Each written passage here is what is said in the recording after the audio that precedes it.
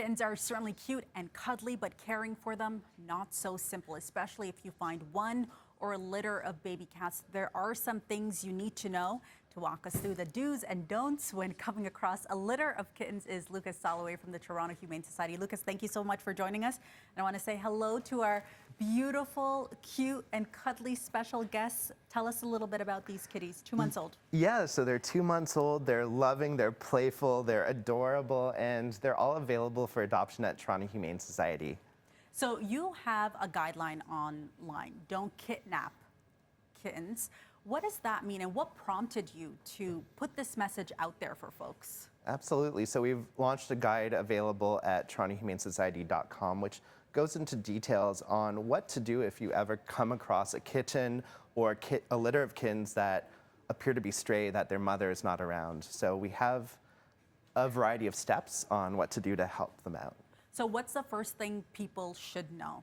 Yeah, so first, it's our instinct to want to help animals when their mother isn't around, but sometimes we also have to ask the question, do we move them? Do we remove them from the situation? And the answer is not always, because sometimes it's best that they stay in their environment with their mother. So we have different tips and tricks on what to do in each situation and things to look for. What makes these babies, these kittens, so vulnerable at such a young age? Yeah, so at a young age, they're dependent on their mother. If their mother isn't around, if they've been abandoned, they do need care, and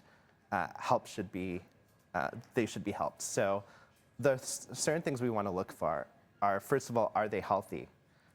So if they are healthy, that means their mother has been doing a good job caring for them.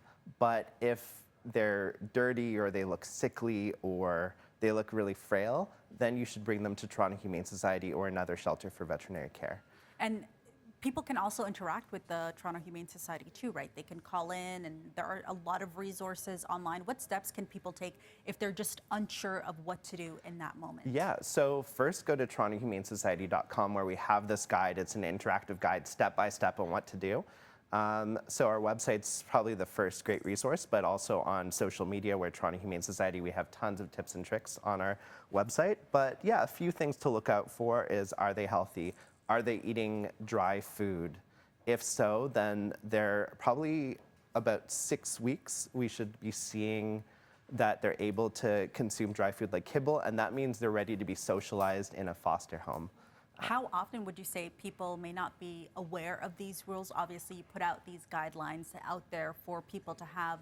Have you come across maybe a need to educate folks? Absolutely. So especially during this time of year, we see an uptick of people thinking they're doing the right thing and bringing in kittens, but they should be with their mother as long as possible, just to make sure they're in health, they're getting their mother's milk, they're just that's the best thing for them. But if they're in bad care, then obviously bring them to us. But people should really check out our guide just to really make sure that they're doing the right thing in that situation. Okay, and the guide is called Don't Kidnap Kittens.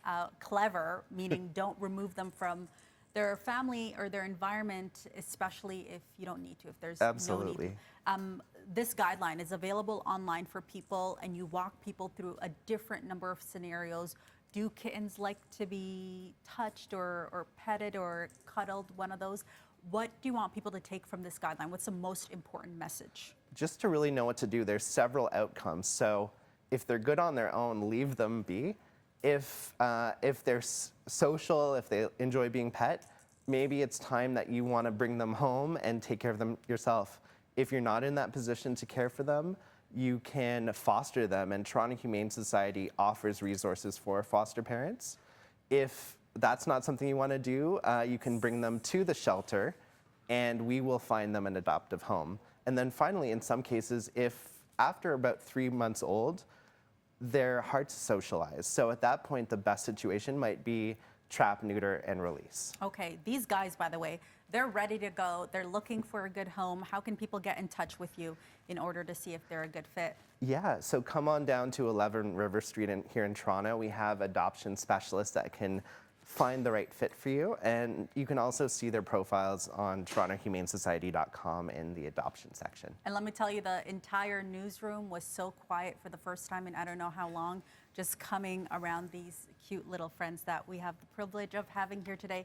Lucas Soloway with the Toronto Humane Society, thank you so much for taking time to speak with us today. Thank you so much.